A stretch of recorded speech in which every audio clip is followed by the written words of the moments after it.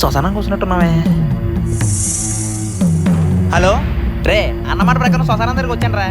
సరేమయ్యా, సంపంగి నీ చిలకని ఒప్పుకున్నా. హలో హలో, స్విచ్ ఆఫ్ అయిపోయిందేంటి? సర్లే బొక్క. మసక మసక చీకటిలో మల్లె తోట వెనకాల మా పట్టేళ్ళ కలుసుకో.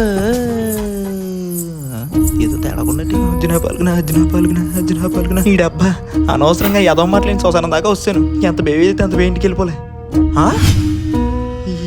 ఏదో తేడాగా ఉంది.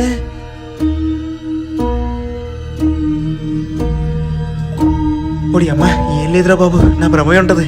అమ్మ బాబు, లేట్ చేయకుండా ఇంటికి వెళ్ళిపోవడం బెటర్ రా బాబు.